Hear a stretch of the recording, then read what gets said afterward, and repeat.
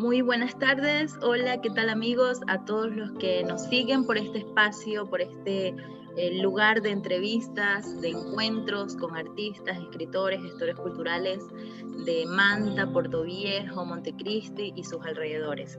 Mi nombre es Juliana Marcillo, les doy la cordial bienvenida a este espacio, a esta sesión de entrevistas que estamos realizando semana a semana con un escritor o un artista o un gestor cultural de nuestra provincia.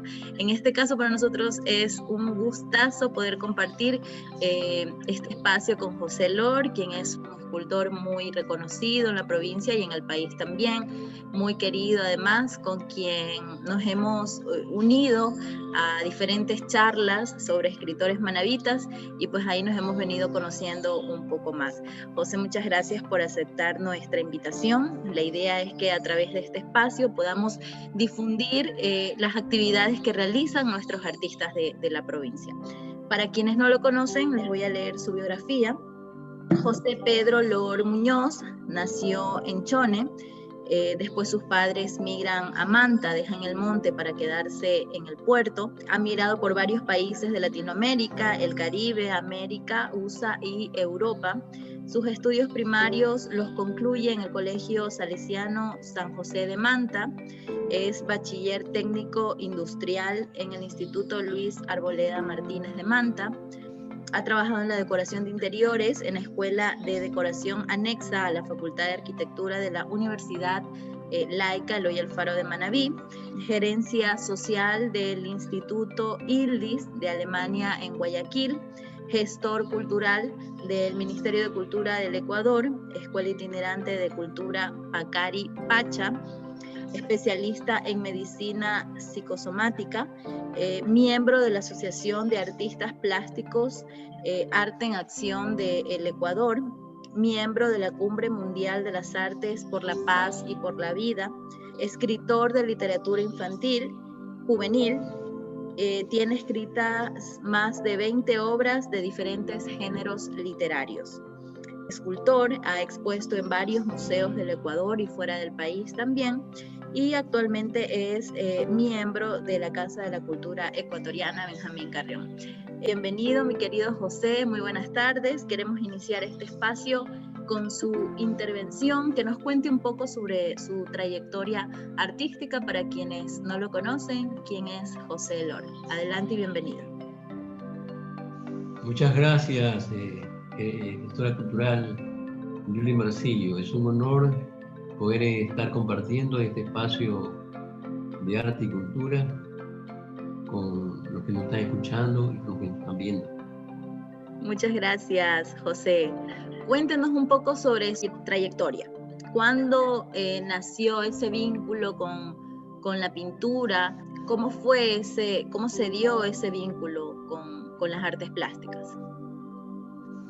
Bueno, yo nací en el campo, bajo las patas vibrantes de los caballos, las colas revoltosas, las crines del viento, en medio de la naturaleza y la belleza, donde se escucha el sonido de las aves, donde está el lodo, que se puede majar el lodo con las manos, con los pies.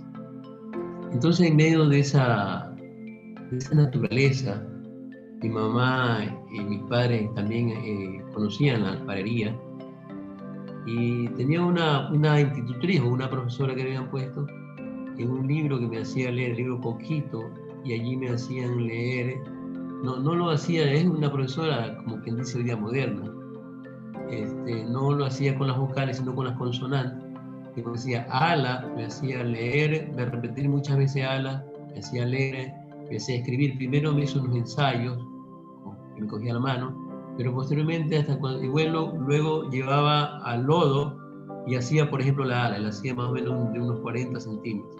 Yo la hacía pequeñita y ya no se contentaba hasta cuando yo le hiciera así como de unos 10 centímetros. Entonces la idea es que quería que ella que haga grande el ala.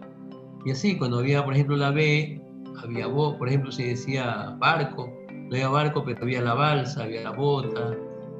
Y entonces, cuando veíamos, por ejemplo, el ala, no solamente me hacía ver el ala, sino que me hacía ver otras extremidades, por ejemplo, de las aves, de los pollos, de los pájaros, etc. Bueno, mis padres me enseñaron a cuidar la naturaleza, a cuidar el entorno. Desde ese punto de vista yo respeto a la naturaleza, trabajo en ese derecho de la naturaleza. Es así como se inicia este amor por el arte, por la escultura. Pero una vez que nuestros padres nos llevaron a Manta desde pequeño, por los estudios, y allá dejé el lodo, dejé el barro, me encontré con la arena, me encontré con los restos de los astilleros que hay en Tarqui, que hacen los barcos, y allí hacía cositas, ¿no? Hacía cositas y como que modelaba con el arena, ¿no? Y también el dibujo, todo eso te va dando como una idea de cómo puedes proyectarte en el arte, del dibujo, de la pintura, de la escultura. Me gustaba mucho dibujar, mucho pintar, y más que todo con la técnica de lápices de colores. Bueno, es así como inicio. Luego ya fui yendo a talleres, he tenido la oportunidad de salir del país a talleres, y también estuve estudiando en la Escuela de Decoración de la Facultad de Arquitectura en la Universidad Royal Paro de Manabí. Y bueno, he venido desempeñándome de esa forma, ¿no? en el arte, hasta que he podido concebir una obra ya plasmada o una obra terminada en la parte de la escultura.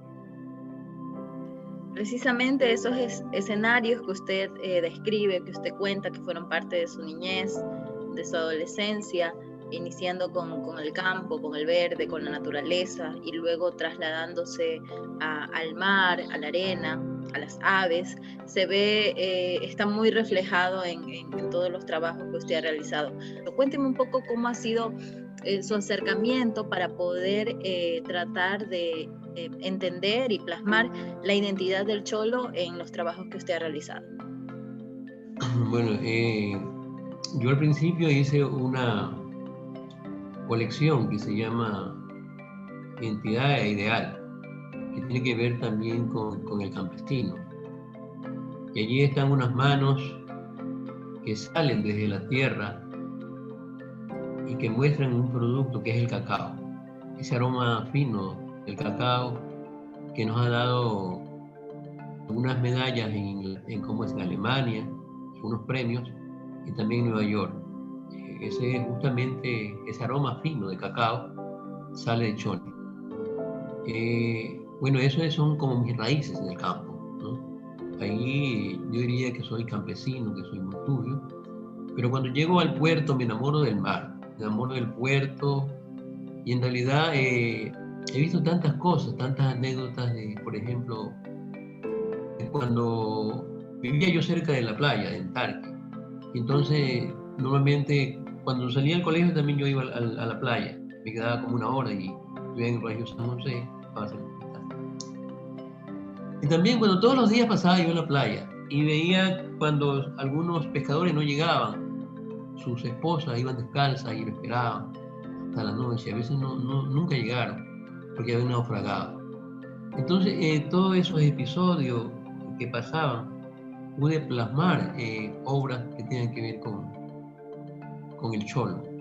Una de las cosas importantes en plasmar en la obra de arte, porque en realidad no es lo que se representa, ni tampoco cómo se lo representa, sino el por qué, para encontrarse con algo.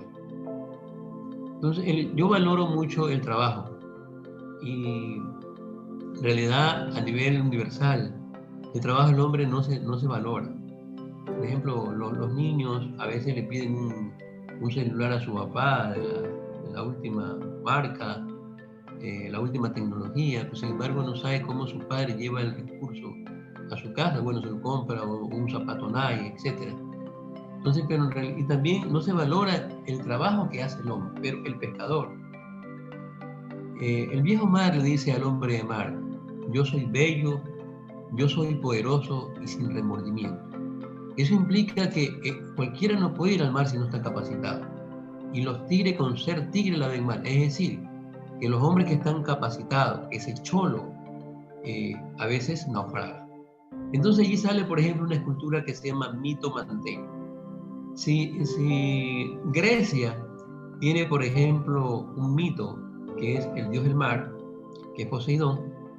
Roma tiene a Neptuno, que también es el dios del mar. Bueno, y los mitos hacen encantadores a los pueblos. Entonces yo provoco un mito que es mito manteño, donde viene en una carroza en el mar, como todo un héroe, viene cabalgando en 2 caballos, en 2 corceles de mar.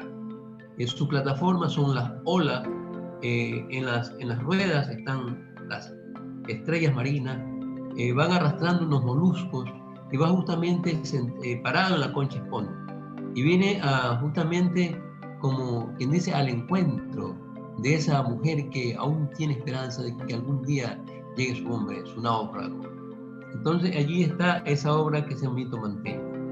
Otra de las cosas que es importante también es que hay un colectivo que tiene que ver con lo que son el pueblo cholo del Ecuador.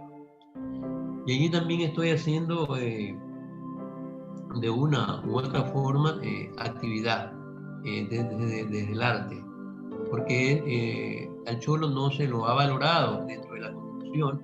Mire que se hace la Constitución justamente en el pueblo cholo, en el pueblo de Montecristi, y reconocen al pueblo montubio, al pueblo afro, al pueblo indígena, a los pueblos y nacionalidades, pero sin embargo al cholo no. Entonces yo creo que, por ejemplo, yo cuando llegué a Manta ya el cholo estaba ahí. Entonces cuando llegó cualquiera, el afro, el indígena, Manta, ya el cholo estaba. El cholo ha estado desde que el mar ha existido. Entonces no sé por qué no se reconoce. Vamos, por ejemplo, a los museos, vemos, por ejemplo, a los gigantes de Bahía, que son muy parecidos, o sea, sus rostros son iguales. Entonces yo no tengo el sentido, o sea, no logro entender por qué no quieren reconocer al cholo. Bueno, en eso estamos, que ya en el nuevo censo ya va a estar aquí a qué etnia quieres pertenecer, y podemos decir que pertenezco me siento muy cholo. O sea, mira, uno tiene de todo. Tiene, por ejemplo, bueno, yo tengo de montubio, tengo de cholo, tengo mi cabello es sambo, es afro. Yo tengo también, si veo mi piel aquí, también es morena. Acá soy blanco, pero acá, o sea, en otras palabras, también tengo de afro. También tengo de andino. Claro, tengo de andino.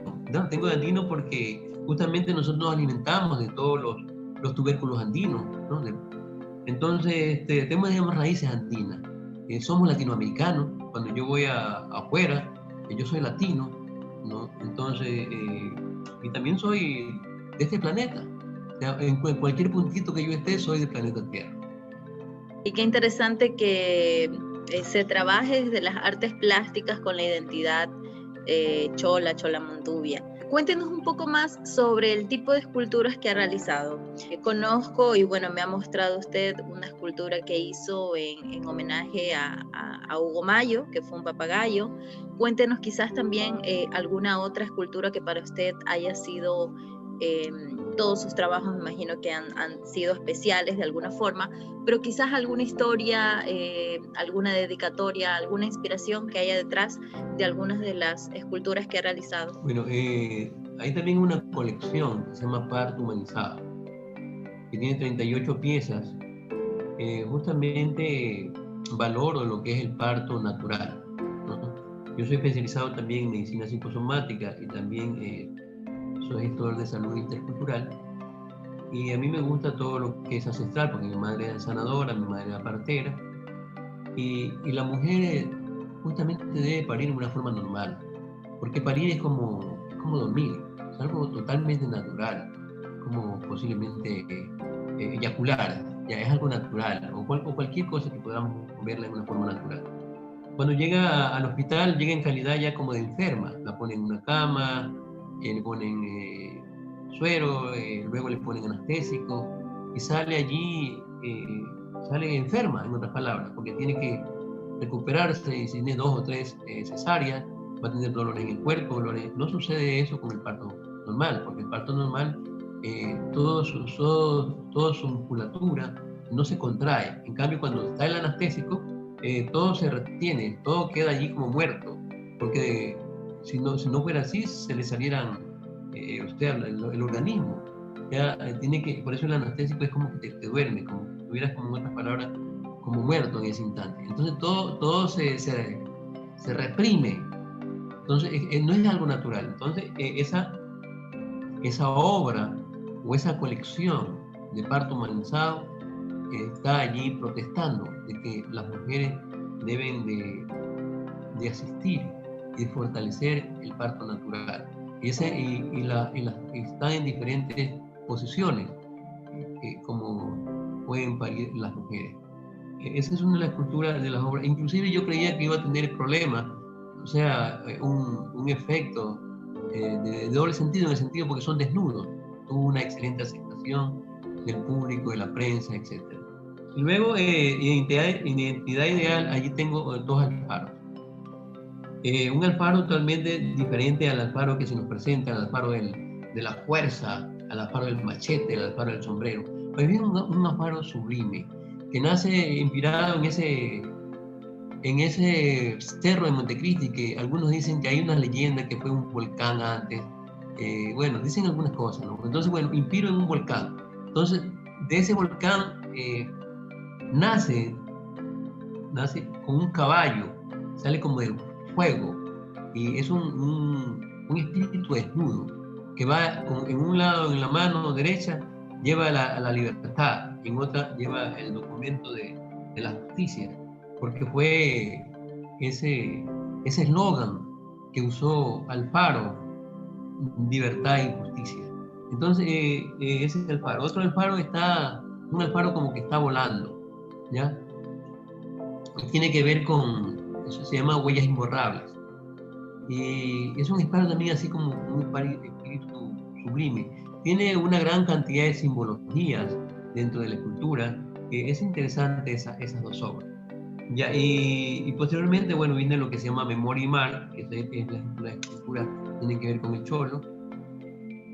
Y ya me decías en el tema de los artistas. Por ejemplo, mira, uno de los artistas que a mí me ha llamado la atención, también hago poesía, escribo poesía, y tengo 3 poemarios escritos. Uno es muy, muy abstracto, así como lo hacía Miguel Augusto Mariaegas, muy abstracto, porque la poesía son como flechazos. O sea, no es como la novela que va como corrida, continuada. La poesía son microimágenes, es como el por qué llora un niño en la ausencia de su madre, o el por qué puja una mujer en el momento de parir. O sea, por el cómo un hornero se sienta en una rama. Entonces, esos son flechazos, son cosas así que salen. Entonces, a mí me gusta la poesía de Miguel Augusto Mariaegas, de tal forma que lo cristalicé en una obra que se llama Papagayo, justamente también como la inspiración de ustedes, ¿no? De ese grupo, ese colectivo que es lindo, ¿no? De jóvenes. Y allí está una pintura que es basada en una fotografía, pero ya es un retrato. Cuando hablamos de un retrato, más bien ya no está más bien la objetividad, lo obvio, sino la subjetividad. Porque tú, como artista, te imaginas, en la fotografía está con un libro, acá como que se caen muchos libros, como que fue como un investigador, como también escribió mucho. Porque en la fotografía solo está un libro, acá hay como que se caen muchos libros de sus manos, ¿no?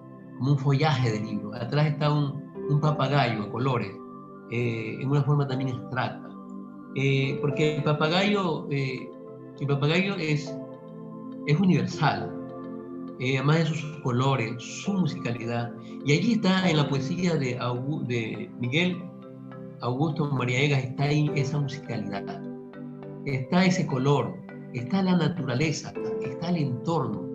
Entonces todo eso me he encontrado en ese porqué, ¿ya? Porque ya te digo, es como, mira, se dice que el arte es la ciencia de los signos. Eso implicaría como que la forma se divorcia del contenido, pero más bien no. Hay un matrimonio, hay un diálogo entre la forma y el contenido. Entonces, por eso que no es lo que se representa, ni cómo se lo representa, sino el porqué. Ahí uno se va encontrando. También es un encuentro, como un diálogo entre el arte y los artistas. Es una escultura muy, muy, muy linda, ¿no? Que me encanta, es muy abstracta, pero es una obra muy, muy interesante. Está llena de arte, está llena de estética, está llena de musicalidad, de ritmo, de dirección, de equilibrio, la tridimensionalidad, y más que todo es la técnica de la piedra. Porque mira, la piedra, cuando muere ¿cómo es? En la cantera, cuando el hombre le pone la dinamita y muere, explosiona, pero el artista le da una segunda vida, le da una aurea, y esa segunda vida está plasmada en esa obra. Precisamente sus esculturas se identifican porque usted trabaja en la imagen visual desde lo tridimensional, ¿no? En su escultura, que es algo que identifica mucho su trabajo. Le quería preguntar, mi querido José, usted que pertenece a una asociación de artistas plásticos del Ecuador, ¿cuál es la realidad que vive el artista plástico en Manabí? Es decir, las nuevas generaciones se interesan por la pintura, por la escultura, tienen a dónde ir, tienen a dónde capacitarse o lo hacen empíricamente. ¿Y cuál es la realidad luego que ya recibes esas herramientas, quizás para mejorar tu técnica o aprender o tener nuevos conocimientos? ¿Cuál es la realidad que viven? El artista en general sabemos que vivimos en condiciones que no hay ingresos económicos, que no hay trabajo, que es difícil que te contraten. Cuéntenos un poco cuál ha sido su experiencia en ese sentido. Mire, esto es un poco crítico, porque a veces se me acerca yo también hago teatro, ya escribo guiones de teatro y tenemos algunas obras de teatro. Se me acerca, por ejemplo, y dice, mira, yo quisiera un joven, yo quisiera hacer teatro, quiero ser actor. Entonces, y se me hace difícil responderle porque en la realidad es sumamente duro. Por ejemplo, cuando hemos ido a hacer obras de teatro, por ejemplo, con el municipio, que nos han pagado, por ejemplo, $150, somos 6, nos dividimos, imagínate eso, lo que se practica, entonces, eso es una profesión que posiblemente es dura, ¿no? Es dura. Por ejemplo, uno está curtido. Yo tengo tantas obras que ahí están y no se venden. Entonces, desde ese punto de vista es duro. Por otro lado, mira, los jóvenes, ya estén estudiando arquitectura, estén estudiando medicina, estén estudiando ingeniería, estén estudiando lo que sea, es importante que busquen el arte. Porque el arte te da más habilidad, te da más capacidad, el arte te da destrezas, el arte te hace pensar de una manera diferente, te puede volver más inteligente el arte, porque mira, los jóvenes todo lo que hagan lo hacen con fuerza. Si lo hacen en una forma negativa, lo hacen con fuerza. Qué bien mejor que lo hagan la cuestión positiva. Hoy día los jóvenes deben de apuntar a conocer los 30 derechos humanos universales, porque si ellos conocen sus derechos, van a poder desempeñarse mejor y van a poder que esos derechos se necesitan, porque en realidad hay tantas leyes, pero lo que debe haber son verdaderos canales que garanticen esos derechos. Y hoy más que todo debemos apostar al derecho a la vida y el derecho de la naturaleza, porque por ejemplo, sin cultura, sin humanos no hay cultura, sin cultura no hay arte, sin arte no hay creación, sin creación no hay deseo. Entonces tenemos que apostar mucho. Hoy con esta nueva cosa, esto para nosotros es surreal, ver gente con mascarilla, y así también debemos escribirlo, debemos esculpirlo, debemos pintarlo en una forma surreal. Los jóvenes tienen esa fuerza, pero también otra de las cosas polémicas es el tema que, por ejemplo, a veces yo escucho, de que Manta, por ejemplo, es la cuna de la cultura. Por ejemplo, yo vivo en Manta, una ciudad de 300.000 habitantes. En realidad que hay grandes grupos, como por ejemplo, el grupo que ustedes fortalecen la cultura, el arte, la trinchera. Y bueno, ahí es un signo de danza, ¿no? Ahorita me puedo decir unos 20 grupos que están activos, que están en acción. Pero en realidad eso no es que, digamos que nosotros estamos así en la cultura. Porque no te olvides que hay cuántos barrios, solamente en la parroquia donde yo vivo hay 38 barrios, hay más de 50.000 habitantes. Entonces, cuando por ejemplo en el mes del arte y la cultura, para acá no llegan, por ejemplo, si hay 40 eventos, todos se dan en Manta.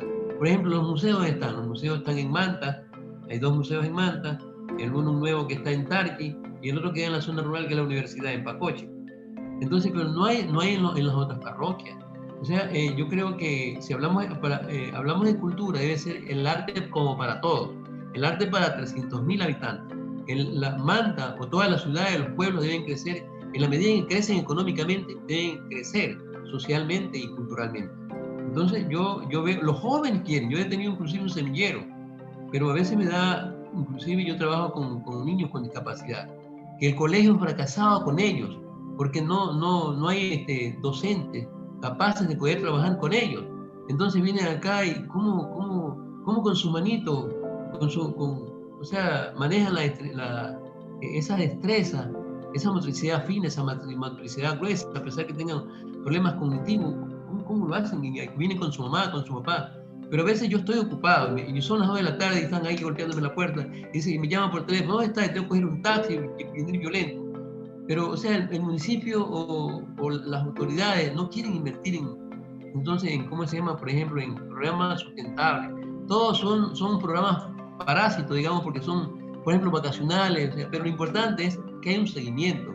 Por ejemplo, yo tengo un taller. Si a mí, por ejemplo, imaginemos, por ejemplo, si a mí me dieran, decirte, $500. $500 yo puedo dar, por ejemplo, 3 veces a la semana talleres, de diferentes talleres, de literatura, de teatro, de cómo se llama, de cultura, de pintura, o sea, todo lo que son las artes plásticas. Y entonces, si no vendo mis obras, ahora, si vendiera mis obras, yo tuviera tranquilamente, lo hiciera gratis, pero a veces no se puede hacer gratis todo. Entonces, ese es más o menos el tema con los jóvenes. Pero hay mucha fuerza, los jóvenes sí quieren. Yo he tenido un semillero y en realidad he sacado ahí algo, bueno, hemos hecho murales, cosas por el estilo, con pinturas que alguien nos ha donado, pidiendo. A veces la gente, ahora en estos momentos tú le pides $1 y te piensan darte $1 para hacer un mural, o sea, porque quieren comprar los chicos pinturas. Entonces, hasta eso es difícil. Yo veo eso, o sea, desde ese punto de vista polémico. En realidad lo que ustedes están haciendo es algo invalorable, porque están trabajando por el arte, por la cultura, y en la medida en que trabajan por el arte, por la cultura, están fortaleciendo todo eso espacio justamente de los jóvenes, aunque están portando ese granito de arena. Pero es importante quienes tienen el recurso, y que ahora, cuando hablamos de la Ley Orgánica de Cultura, parece que se ha entendido mal. El arte no es para la élite, el arte es para todos, o sea, para todos los ciudadanos del Ecuador. Entonces, desde ese punto de vista, tenemos que entender la Ley Orgánica de la Cultura, no solamente para eso. En el tema, por ejemplo, de estos concursos que salen, solamente favorecen a unos pocos, pero no favorecen a todos los artistas. Y además de eso, también, por ejemplo, hay ciertos artistas que venden sus obras, pero son 2, 3 artistas. Pero lo importante es que todos esos artistas vendan y puedan vivir de su oficio. Ahora, también por otro lado, por ejemplo, encontramos poetas, o encontramos escritores que son jubilados, ¿cómo se llama? Que trabajan, que son docentes. Ellos tienen ya su trabajo, entonces lo ven como hobby. Y desde ese punto de vista, tergiversan cómo es el arte que debe ser por oficio y el arte por hobby. Entonces, se dice que, en otras palabras, que el artista debe ser por hobby. Pero hay artistas jóvenes que quieren ser solo artistas, quieren ser solo actores, quieren ser solo cineastas, quieren ser solo pintores, quieren vivir de eso. Entonces, esa es la parte polémica. Entonces, no podemos tergiversar, porque yo tenga un sueldo o yo sea jubilado y yo haga poesía. A mí, por ejemplo, nunca me han regalado un libro que a mí me guste. Nunca me han regalado. Yo voy a la librería y compro libros. Yo gasto más o menos $500 al año en libros, ¿ya? No menos. A veces he gastado más. Entonces, pero ese es mi presupuesto en el año de libros. Pero a mí nadie me ha regalado. Yo voy a una librería, si me falta $1, a mí no me dan el libro. Entonces, no sé por qué tiene que ser. Entonces, ¿cómo se llama? Estos jubilados o estos docentes, quienes sean, que tienen lo han hecho como es un libro en una forma doméstica. Otra de las cosas es el tema de la crítica de arte. Debemos tener verdaderos críticos de arte para dar el trampolín. Los ecuatorianos no somos leídos en el exterior, pero, por ejemplo, otros escritores de Colombia, de Brasil, son leídos en el exterior. Entonces, justamente porque las editoriales deben interesarse por el escritor. O sea, así como las editoriales se interesan por el escritor, también a través de la crítica de arte deben interesarse por otros tipos de áreas en el arte, de expresiones artísticas. Algunas cosas interesantes hemos analizado y una de ellas es correcto lo que usted dice de que el arte debe pagarse, el artista debe ser pagado, su trabajo debe ser pagado. La gratuidad nos ha hecho mucho daño, por eso es que todavía las personas creen que usted debe hacer o su trabajo al que le dedica tiempo, conocimiento, debe ser gratis y no debe ser retribuido, y eso está mal. Entonces, por ese lado creo que es bastante todavía el trabajo que tenemos que hacer, como usted bien anotaba. Las autoridades tienen que llegar un poco más con el presupuesto que tienen, que sabemos que siempre cada vez es menos, pero hay que llegar un poco más a los barrios, a otros lugares donde no hay fácil acceso, donde la gente quizás no tiene para tomar un taxi e ir al teatro, donde no tienen para tomar un bus e irse a la plaza cívica, porque incluso también hay casos de familias que no cuentan con ese recurso. Entonces es muy importante eso, siempre lo estamos diciendo, siempre en los conversatorios, y salen pues a la luz las múltiples dificultades que tenemos los artistas y los gestores culturales para poder ejercer dignamente esta labor. Como usted bien anotaba, pues es un trabajo bastante sacrificado. Cuénteme ahora un poco sobre su trabajo en la literatura. ¿Cómo fue ese acercamiento a la escritura? Y cuénteme un poco sobre los libros que tiene publicados en torno a la literatura infantil y juvenil. Bueno, yo de niño he venido escribiendo, soy medio loco, escribiendo en la luna, teniendo respuestas en la luna, cosas así, ¿no? Diciéndole de niño pequeñito, diciéndole que tú eres muy linda, que tienes un cabello brillante, y que la luna me respondía. Entonces, bueno, desde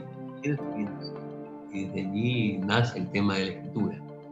Últimamente se publicó, tengo aproximadamente 20 horas, más de 20 horas literarias. He pedido permiso, como dice la licencia de los géneros.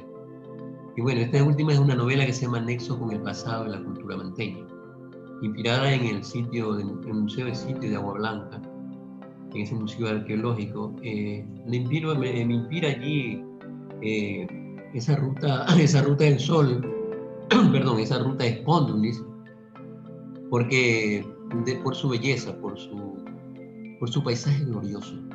En realidad que es bello toda esa ruta. Y por otro lado, esa comunidad que es muy parecida a los ancestros manteños en su físico, y también cómo ellos pueden mantener ese territorio, que no se lo han dividido ese territorio de todos. Donde trabajan unos por ellos, trabajan, por ejemplo, en la parte de la agrícola, otra en la parte del ecoturismo, otra parte que tiene que ver con la agricultura. Entonces, ¿esto es narrativa o poesía? ¿Cómo? Es narrativa el libro. Es novela. Ah, ya, okay. Es una novela. Es una novela justamente para el infanto juvenil, ¿no? Pero eso no quiere decir que los adultos no la lean, simplemente es un lenguaje para que puedan entender, porque si hablo un lenguaje adulto no la van a poder entender los chicos.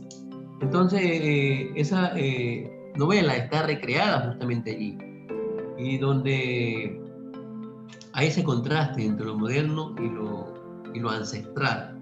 Y por otro lado, allí dentro de estos protagonistas hay dos científicos que justamente llegan a la comunidad, que son arqueólogos, y que tienen que tener esos criterios que son compartidos, no tienen diferentes criterios, llegan a tener, o sea, a ver, yo te doy esto, pero tú me das esto, o sea, es algo donde yo voy a aprender, los comuneros aprenden de ellos, ¿ya? Y ellos aprenden de los comuneros.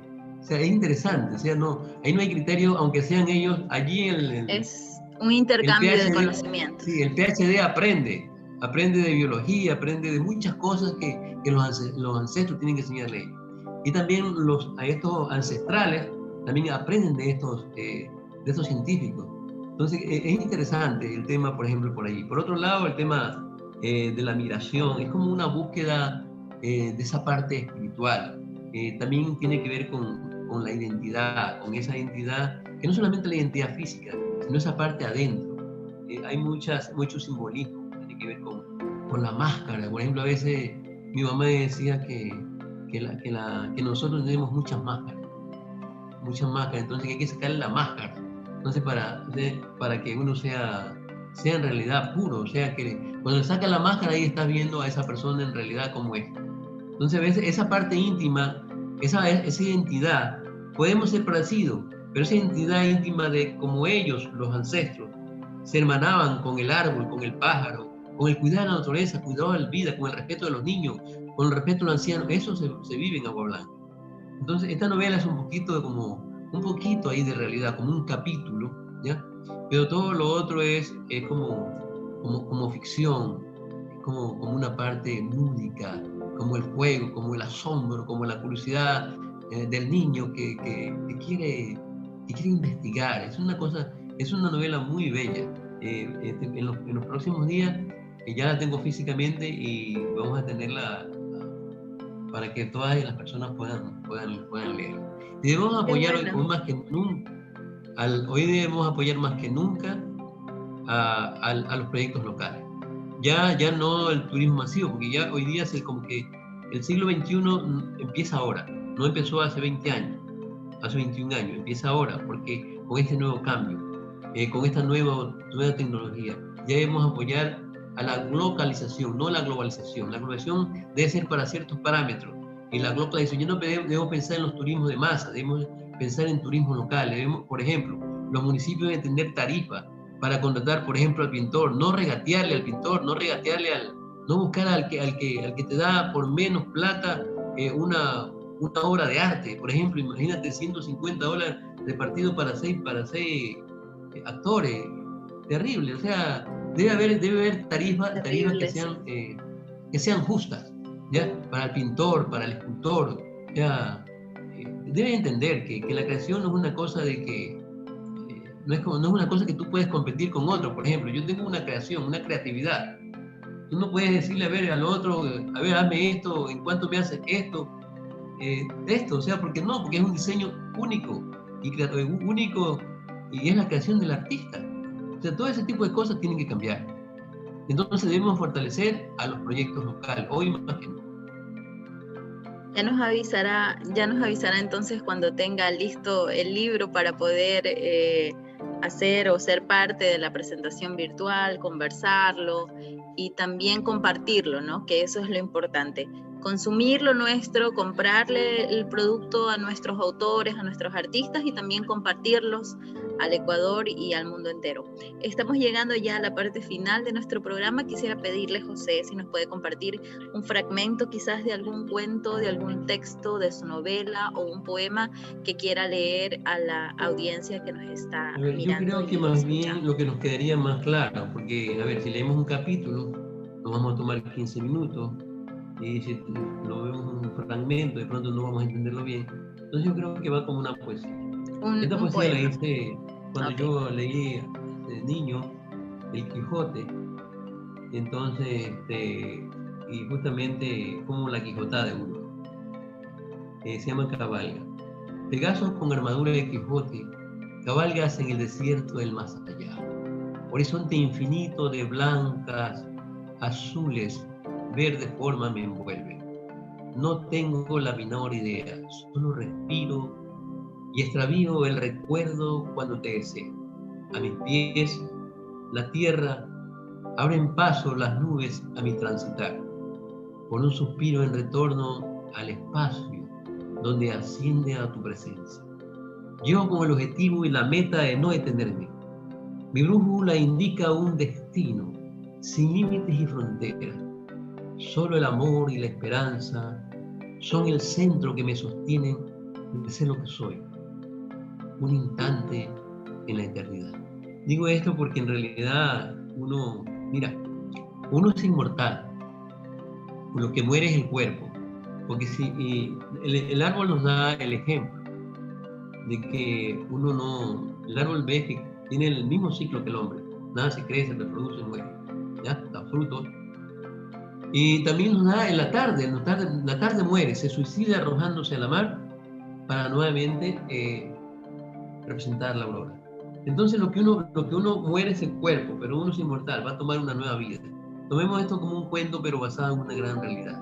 Entonces a la muerte no hay que tenerle mucho miedo, a la muerte es como algo necesario, algo que se necesita. O sea, así como el día necesita de la muerte, o sea, necesita el atardecer, necesita